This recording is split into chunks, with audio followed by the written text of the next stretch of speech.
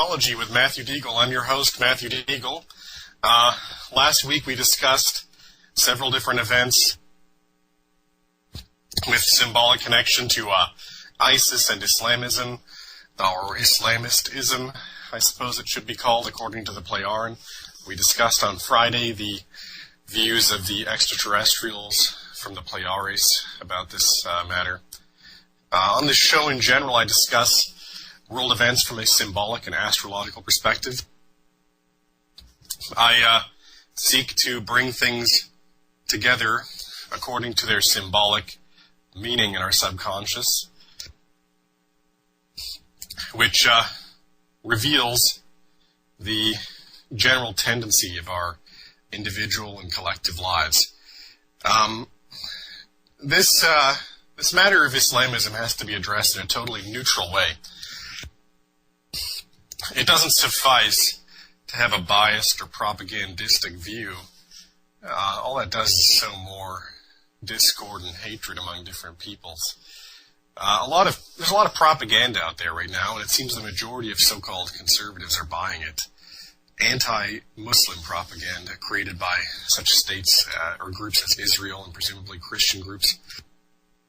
It includes an Israeli so-called Internet Defense Force, which has the task of supposedly defending Jews against anti-Semitism online, but actually does a lot of work promoting this website, thereligionofpeace.com, or something like that, which is full of propaganda. It's just a bunch of lies, basically trying to make out all Muslims to be some kind of army of fanatics. Now, the truth is that all the religions have been falsified. All the religions have been plagued by heresy in the past 1,000 years or so, and in different ways have degenerated. The Christian religion, for example, has gone from treating usury and greed as mortal sins to treating these things as everyday accepted practices. And you can see easily in the United States, for example, the mainstream evangelical Christians are openly praying for wealth and power and basically idolize mammon as if it were somehow compatible with Christianity. The same thing with Islam. Islam has also degenerated from ever more from a society which and culture which idealize knowledge and certainty, rationality, and so forth, and preserved a lot of the ancient Greek philosophical texts and astronomical texts that were lost in Christianity until later on, degenerated from that mentality, which is traditionally referred to as ijtihad, although now they use that word for something else as well, to a society of fanatical thinking and superstition, where instead of focusing on what's essentially good for spiritual development and for preservation of humanity and for following the laws of nature, nowadays a lot of Muslims are just basically paranoidly obsessed with what is haram and what is halal, what is permitted and what is not, etc. Which also is based a lot of it on introductions from somewhere other than the actual teachings of Muhammad himself. Now, the Playaran inform us that Muhammad was in fact a contactee. So he was contacted by extraterrestrials, and he did not teach any of these illogical things, which originate generally from either from the existing Arab culture, which was already quite barbaric, or quite often also from Christianity or Judaism. Some of the beliefs in Judaism, however, also go back to ancient Middle Eastern paganism. These teachings did not originate with Muhammad himself,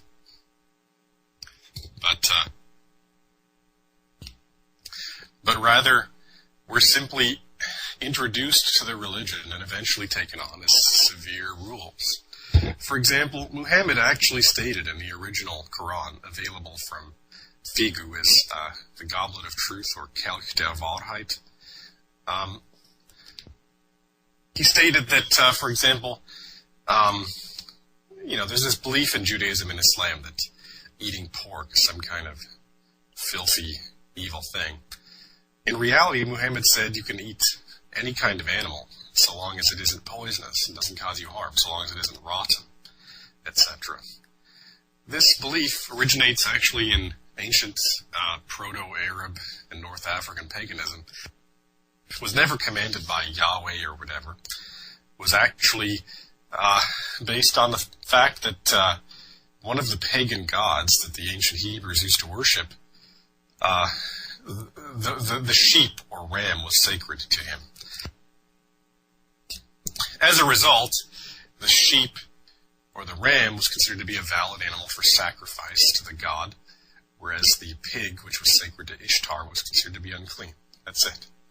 It was just a rival goddess's sacred animal. It has nothing to do with any actual rational reasons why it's supposedly unclean or whatever. As a matter of fact, as anybody knows who works in the food industry now, chicken is just as unclean, if not more unclean, than pork if it's not properly handled. It easily develops salmonella, etc. So all this paranoid superstition is a demonstration of the irrationality of the people who believe in it. If you think for just 10 minutes about the matter, it becomes clear what the truth is. But people don't think anymore. That's the big problem with all these religions, is people don't think. They just let their emotions and their materialistic desires govern them, depending on the particular case. As I said, Christians nowadays are basically just materialists and superficial hypocrites. Muslims nowadays are becoming ever more fanatical and focusing on just these petty moral issues that don't actually matter. ISIS has supposedly flogged people for selling cigarettes and things like that. I mean, what's the point in that? Why do you even have to bother with whether somebody smokes a cigarette or eats pork or drinks a glass of wine? Obviously, there's negative effects of alcoholism, right? There's a reason why Muhammad recommended against getting drunk, but actually, as a matter of fact, he himself drank a mild alcoholic beverage, which was common at the time. So again, his actual recommendations were more like everything in moderation. Nowadays, it's the mainstream hardcore belief that all these things are very serious, and Mormons are kind of the same way here in the USA. Mormons are all paranoid about nonsensical things like whether you drink a cup of coffee, as if that actually were some kind of commandment from God, when it's, even in their religion, it's only a recommendation from Joseph Smith. Again, this kind of thinking demonstrates a lack of thinking. It demonstrates a very short, irrational thinking process, a lack of independent and clear thinking, and a lack of understanding of the laws of nature. Because the laws of nature are really what the true word of God, right, or the word of creation. Yet you have all these different fanatics and hypocrites focusing on petty things in the most superficial way possible. But the point is that Islam is not really as bad as these Jewish propaganda websites make them out to be, or as Walid Shoebat makes them out to be, etc. It's all just propaganda from other religions that themselves are in some ways equally as crazy and possibly even more dangerous. I mean, recently in Israel, for example, there were you can see a video of a bunch of security forces and nurses in yarmulkes surrounding this injured Palestinian man. This is in Hebron, by the way. This is actually in Palestine. This isn't even in Israel. Apparently the guy tried to attack some Israeli IDF soldiers. Their response was to shoot him once, then leave him on the ground bleeding, and then a few minutes later to put him out of his misery, so to speak, to blow his head off as he lay there on the ground in agony. Meanwhile, there was an ambulance right next to them. They never even attempted to give the guy medical treatment. They treated him as an enemy combatant, even when he was totally neutralized. I think this is a good demonstration that the Israelis, the Jews, are just as, at least a lot of them in Israel, are just as cruel, heartless, fanatical, and biased as ISIS are. It's the same thing with Christians. Look at Ted Cruz. Ted Cruz wants to carpet bomb the Middle East. He openly discusses nukes in his campaign. He talks about making the desert glow. All these people are degenerates, basically. They all follow heretical religion, and really the essence, the most dangerous evil, is the false friend. That's why it's represented by a snake, because a snake is an animal that snuggles you to death. That comes up to you, wraps itself around you, and makes itself into your friend. All the while, its real goal is to strangle you. That's a very important issue to understand here, is that a lot of these evil events in the world and evil groups, like the Nazis or ISIS, are actually the product of controlled opposition. And this is an important matter I wanted to discuss on the show today, is that I think that although Muslims are now quite fanatical, in general, not all of them, right? But a lot of the general tendency in Islam has been toward fanaticism. They are, however, one of the few groups on earth, one of the few large groups that still maintain certain conservative values and takes them seriously. Therefore, they are an obstacle. They're an obstacle to what I've discussed earlier. The Marxists want to take over the entire world and make it into one giant Marxist utopia. The question is, why would they be so friendly then to Muslims, who are their exact antithesis? Well, because first of all, they're the same in one respect. They both want to destroy Western civilization, right? Which is an obstacle to Marxism in the West. The other aspect of it, however, is that this is a way of creating a controlled opposition, an Emmanuel Goldstein type figure, like in 1984. They have intentionally armed and created these terrorist groups like ISIS and Al-Qaeda and Taliban. I think the CIA is full of Marxists, and that they intentionally have created this false opposition, this new Nazi or Hitler-type organization. You see, the same way that Hitler was infiltrated by the Thule Society, these Muslims are being infiltrated by the CIA and being made as extreme and cruel and murderous as possible. That's why ISIS is so extreme. I think they are intentionally so. They took the craziest people they could find in Afghanistan or Iraq. It turned out to be Abu Bakr al-Baghdadi. And they gave him weapons. They funded him into existence. I think they did that with the supposed excuse that that they were fighting against tyrants, that they were a freedom-fighting organization or something. Right now, it's reported that the CIA and the Pentagon are actually fighting each other in Syria. Yes, the two different governments based in the U.S., two different unelected governments, the CIA consisting largely of people who are in their positions based on academic qualifications, the Pentagon being based on military rank. These two groups of people, these unelected governments, are fighting each other at this moment. Because, as it turns out, the CIA funded one group, and the other group, funded by the Pentagon, is now firing on the CIA group, and the CIA group is firing on the Pentagon group. Pretty sad, huh? This is, if you can look it up yourself, the LA Times has an article. In Syria, militias armed by the Pentagon fight those armed by the CIA.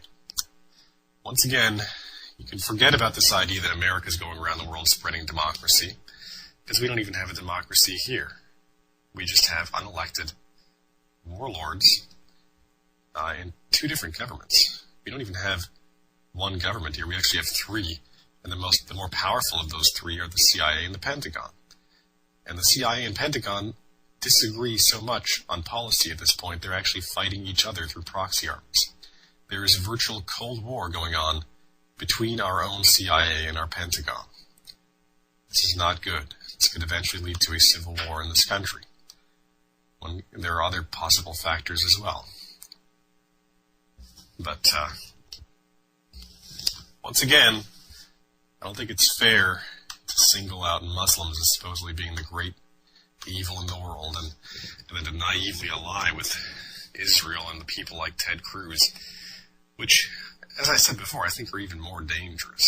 And a lot of these Muslim groups, right, they've taken the most extreme Muslims, the Islamists, right, people who believe that the most fundamental interpretation of Islam has to govern the entire legal system of the country.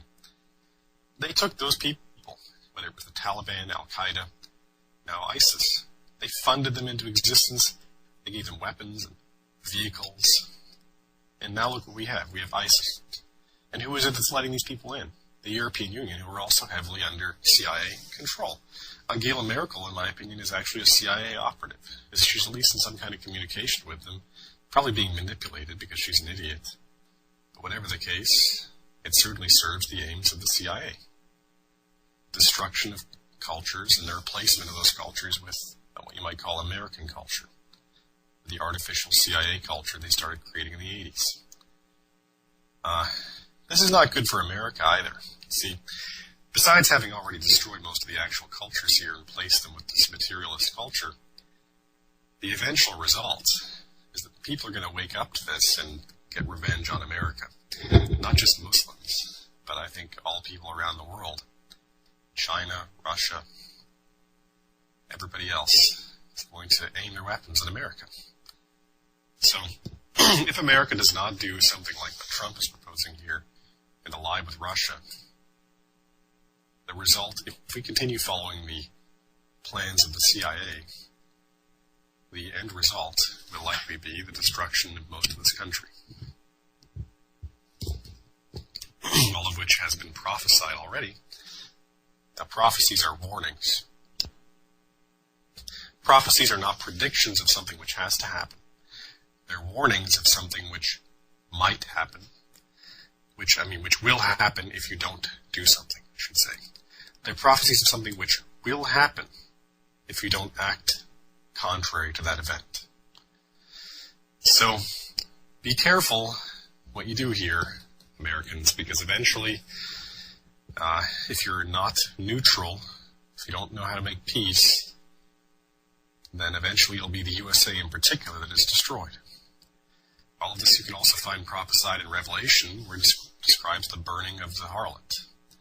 The harlot, which rides on many waters, I think is clearly embodied in the CIA and those who are behind it.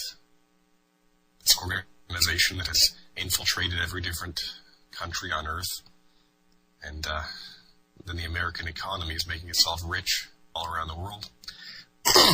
Yes, the USA is in fact the seat of the whore Babylon, along with the European Union, both of which ultimately trace back to the same people that are the same agenda. Which also means that when we do end up being, when they try to establish a dictatorship with microchipping the population and everything, that's likely to happen in the USA first and then second in Europe, if people don't go against it. This, I think what's going to happen here, the point is, the purpose of ISIS, just like how in Europe now, they have demonized anything associated with the Nazis. All nationalism is supposedly fascism now. Because the Nazis were so evil, supposedly, right? They exaggerate them so much that they make them out to be like Satan incarnate. Yeah. And now it's illegal to even have a Nazi armband or Nazi badge, to even do the Hitler salute. All those things are illegal now in places like Germany and France. Denying the Holocaust, they say. In other words, denying the exaggerated figures of the Holocaust. All that's illegal. I expect the same thing is going to happen with ISIS.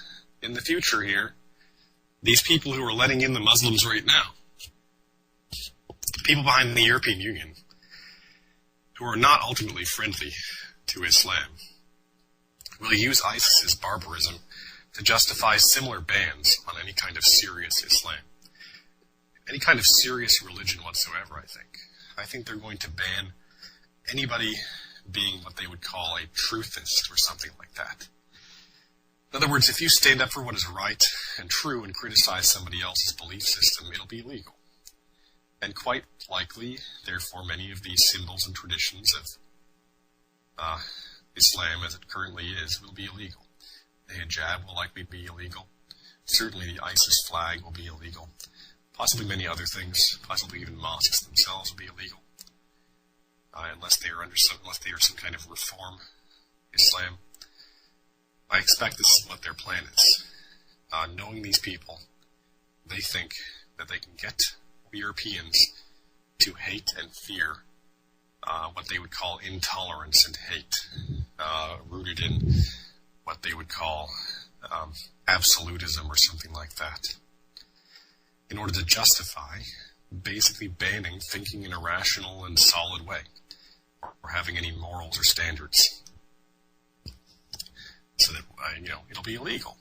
It'll be illegal not just to say that Muslims are wrong. It'll be illegal to say that anyone's wrong, Christians or Jews. Because it'll all be just supposedly subjective. Actually, calling the truth what it is, I think they'll make illegal. And again, one of the methods for this is to create a scapegoat. Unfortunately for Muslims in Europe right now, they have to play the role both of the Jews and the Nazis. You see, they're both going to eventually be deported or something, or at least oppressed, and they're going to be the bad guys. Well, we're coming up to the break here, but if you're interested in giving a call to ask any questions, the number to call in is 844-769-2944. That's 844-769-2944. My website is matthewdeagle.com, MATTHEWDEAGLE.com. Find the link on redsradio.com. Your host here of Real Astrology, where we discuss world events from a symbolic and holistic perspective. On this program here, I've been discussing the abuse of Muslims as a kind of controlled opposition by these Marxists or whoever these insane people are who are behind the present activities of the CIA and the European Union. The fact that basically any kind of orderly or non-terroristic Islamic government has been toppled by these people over and over again. The Ottoman Empire destroyed or by their early predecessors. The legitimate government of Iran under Mossadegh toppled by the CIA. You can read about that extensively. Kermit Roosevelt himself bragged about it. I think the installation of the Ayatollah Khomeini was also, ironically enough, boosted by the CIA, once again, controlled opposition. They always want the craziest, evilest people. Right? They always want the craziest, evilest, most mass-murdering, hateful people. Because those people serve their ultimate aim. You think about this, they've already experimented with this before. First of all, they've experimented with a society terrorized by Islamists in Israel for a long time now, where in Israel, every couple of weeks there's an attack where some Palestinian stabs somebody or runs somebody over with a car, and that has resulted in ever more hatred and paranoia among the Israelis against the Palestinians, who, however, are themselves just responding to the fact that they have been cordoned off in this tiny segment of Jordan, which is still occupied by the Israeli military, and which is being continuously illegally settled by Jewish religious fanatics. And these Israelis are too stupid to see that they themselves are being used as an experimental pawn in all of this, because they are blinded by their religious beliefs, unable to realize that first of all, their right of return is ridiculous, because they're going to let in anybody who just happens to be of Jewish descent, even if that person is quite likely, in many cases, going to be a Marxist that has their own agenda. Bad idea. Furthermore, they don't curtail their religious fanatics, just like the Muslims are now mindlessly either sitting back and letting ISIS do their evil deeds, or even supporting ISIS, as is the case with many false imams, such as Julio Pino and Anjem Chowdhury. These guys who support this bullshit, excuse my language, support this mass murder, support these lies, and this philosophy of mindless hatred, this unstrategic, random massacre of civilians, which ultimately is going to serve whom? It's going to serve not any kind of conservative group or movement, not Muslim or Jewish or Christian. It is going to serve Marxists in their attempt to water down all religion and make anything that is not watered down, anything which is in any way serious and in their mind absolutist, literally illegal. The same way, as I said, they have already done this as an experiment with the Holocaust. The Holocaust is a greatly exaggerated historical event with many highly questionable elements. A lot of it not because people are lying so much as just under the control of suggestion.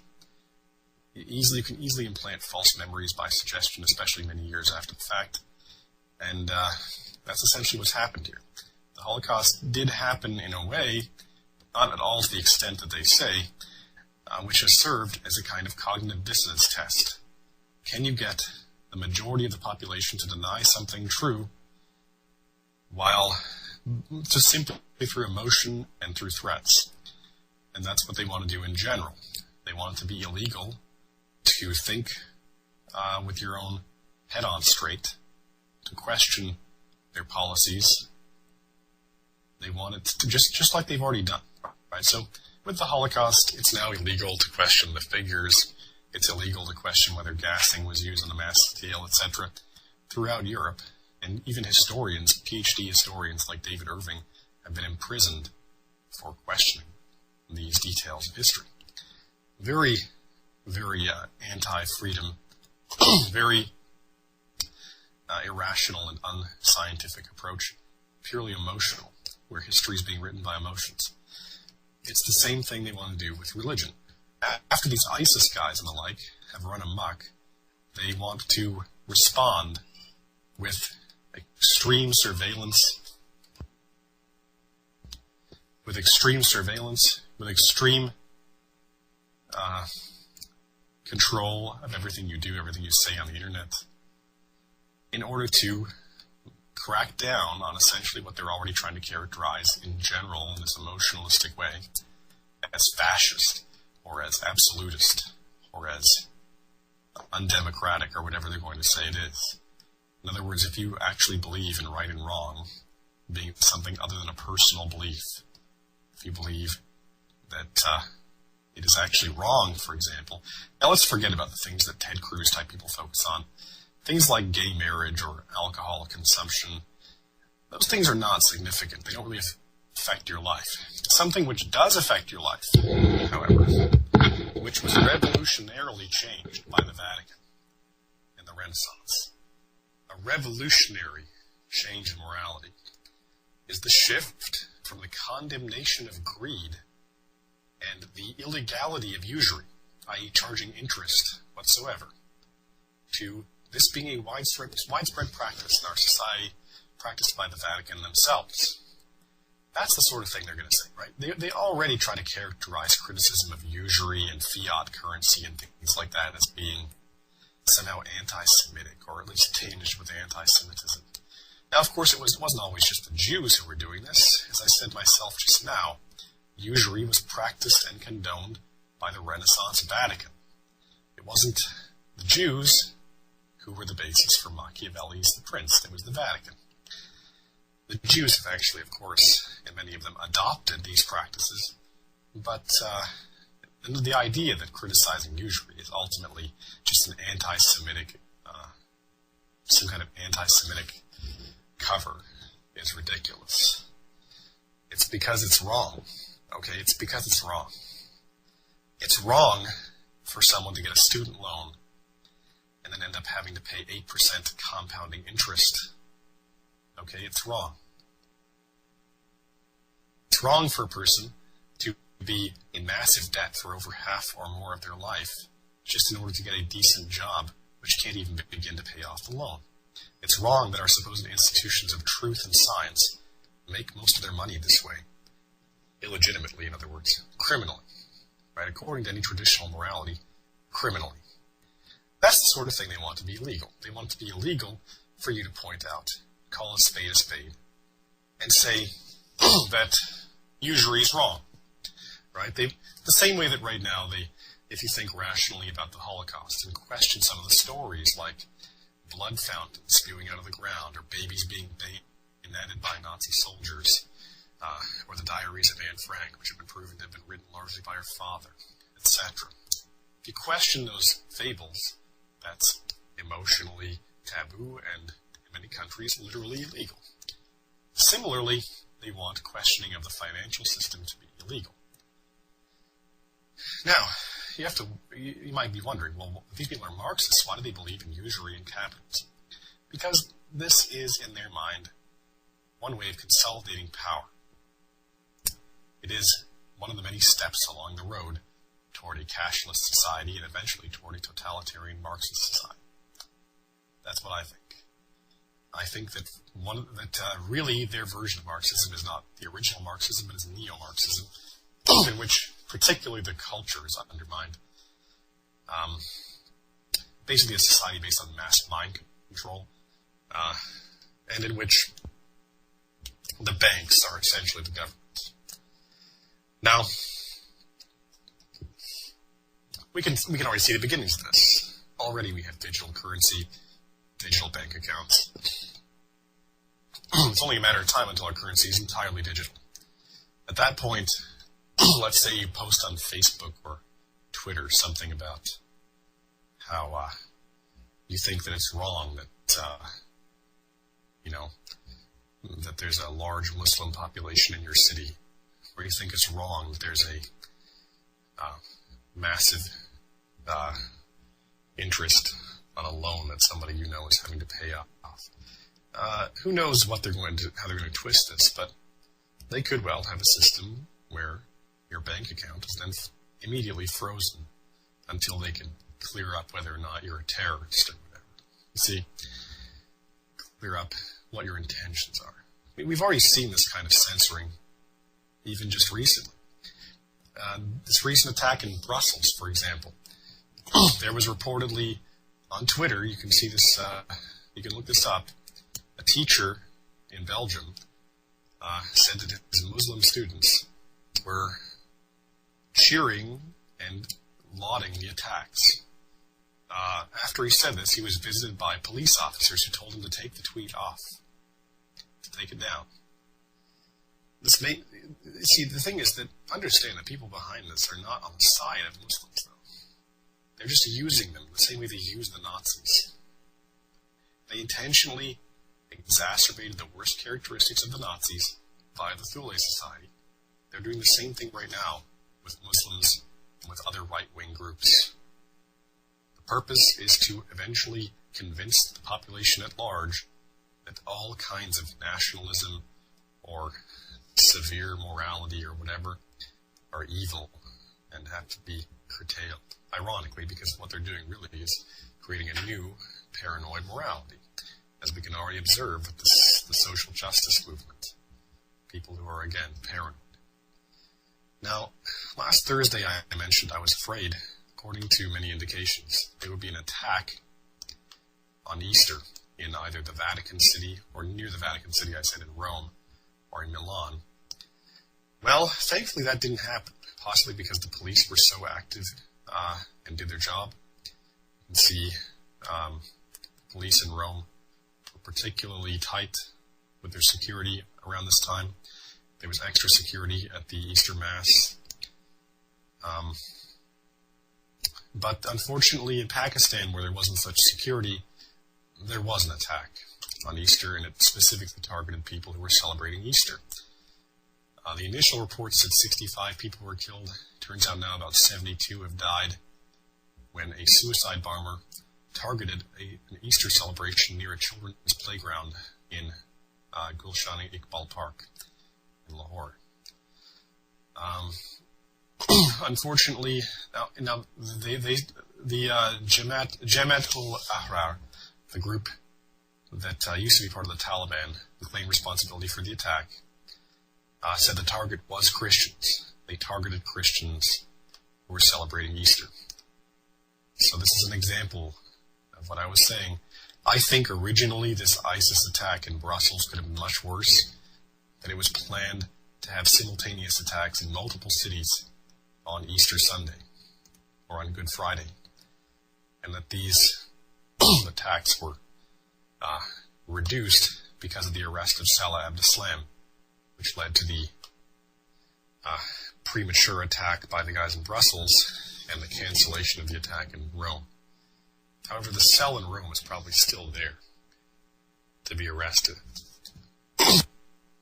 Now, previously I've also said that now, these groups, ISIS is extremely dangerous.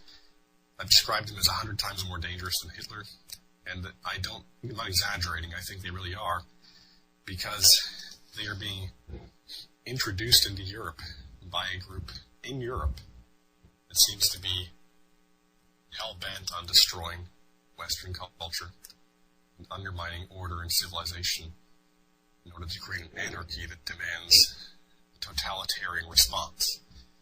Since Hitler himself did not actively seek to destroy European culture, I conclude that actually ISIS is more dangerous.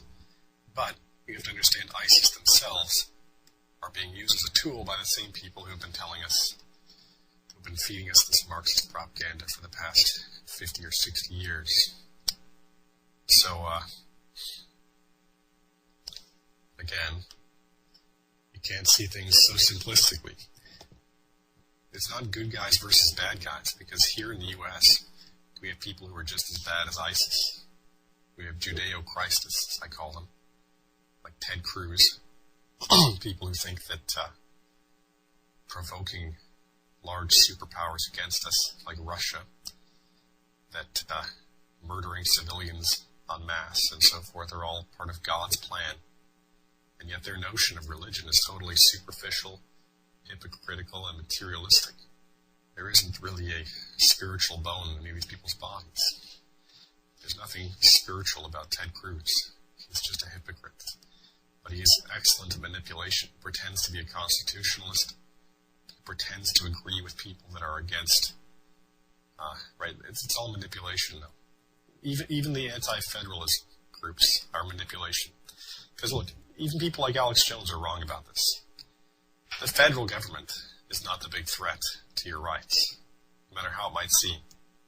It's the CIA, okay? And the federal government is actually a balance, or a check and balance to the CIA, since it's one of the three governments in this country now.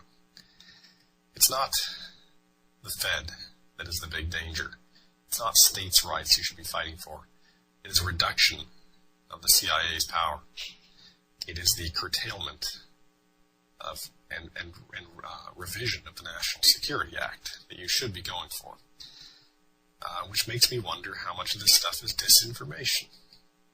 Because the president, you elect the president, right? You're all worried about the president, like Obama's taking away your rights. But he was elected. Compare that to these guys in the CIA. You don't even know who they are. Compare that to the guy even in the Pentagon. You might know who they are, but they still act somewhat outside the president's control. In other words, you're being fooled. Okay, this states' rights stuff is foolishness. It really is. The federal government's only getting worse as it is to begin with because of people from the CIA in it. Look at Bush. Bush's father, director of the CIA. It's the attempt to essentially reform or eliminate the federal government. So don't buy that stuff. At least the federal government is under some kind of legal restrictions. They can only do so much. But you can't, there's no legal restrictions on the CIA.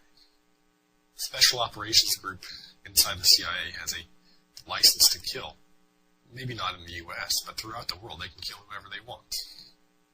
They can kill any foreign leader. They can topple an entire government, as they did in Libya, for example. Look what happened to Gaddafi. All he wanted to do was, the guy was an idiot in my opinion, but look what he wanted to do, okay? The thing that brought him down was he wanted to bring in a gold-backed currency to compete with the dollar and the euro. Then in comes Hillary Clinton and her CIA pals, and the guy ends up being tortured to death. I mean, it's ridiculous. And what do you think it is that resulted in ISIS to begin with? It was the U.S. It was groups inside the U.S. that created ISIS. They both funded ISIS into existence, and they created the entire political turmoil that led to ISIS with the Iraq War. So I don't think that the USA are the good guys. Okay, maybe the principles the country is based on are the good guys, but the USA is not the good guys. In fact, look, there is some truth to this idea. The USA is a kind of great Satan as far as the CIA is concerned. I'd say that's accurate. They go around the world destroying other countries and civilizations, undermining culture, replacing foreign cultures with so-called American culture, which again is not really an American culture, but is artificial, is a materialistic, nihilistic culture invented, a banal culture invented to enslave and mind control people. Totally made up by these people who appear also to have infiltrated the music industry and other entertainment industries with the purpose of spreading this mind control. These people aren't on your side, and you're worried about the federal government. You're worried about somebody who's an elected official that's held to some kind of level of accountability, and you weren't even talking about the CIA. I mean, the CIA is chaos. It's anarchy. We don't even know, at any given time inside that organization, that the possibility of infiltration is so high. And then you're worried about somebody that you elected, that you can actually see, that you can actually oversee. But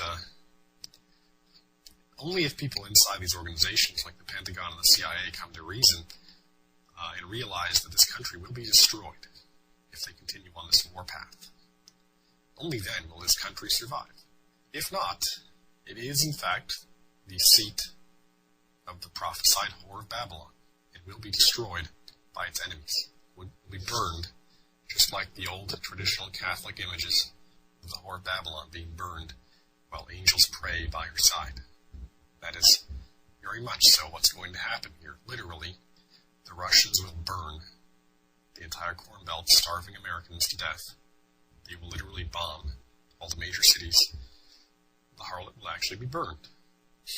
Now, you have a choice to go along with that, to go along with all this materialistic culture and this insane attempt at world domination by these cultural Marxists via the United States and the EU, or you can try to go against it in the most rational way possible, which is to attempt to legally curtail these groups. Because remember, there's still the possibility, so long as the federal government exists, there's the possibility of legal intervention. There won't be that possibility if someone like Ted Cruz causes the federal government to collapse. So you see what he is. See, he's a snake. His goal is to take away whatever little rights you have left. He's not your friend.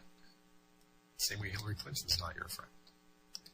You see, the media is all freaking out about Trump and Sanders. Sanders is supposedly a socialist.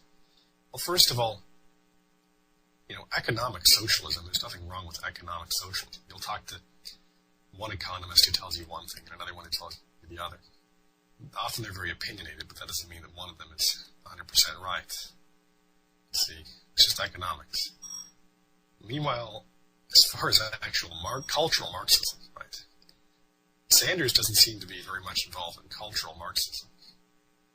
But you know who is the CIA, the people that we are cheering on as they go around the world executing terrorists, supposedly. God knows what they're really doing. Because these are the same people who armed the Taliban. These are the same people who created ISIS. The same people who toppled Libya. And even scarier is that, you have big corporations like Google now participating in this, presumably out of their extreme naivety. I think Google actually believed they were going to bring democracy in the Middle East. Incredible childishness. Demonstrates they aren't as smart as they think they are. You can't bring democracy in these methods, and the CIA knows that, though. They're not that stupid. They don't want democracy, they want anarchy. This is very serious because, as I said, the ultimate result is not going to be some utopia. It's going to be civil war in every first world country, and probably the destruction of the vast majority of the USA. In the prophecies, it states 2/3 of everyone in the Northern Hemisphere will die. So don't go along with it. It's a very, very bad idea to think you're going to get any power out of this. Ultimately, you'll die. If you're interested in my personal astrological readings, you can check out my website at matthewdeagle.com. That's MatthewDeagle.com. Again, I do use the same methods of symbolic analysis that I use to see the world as a whole on the individual, and those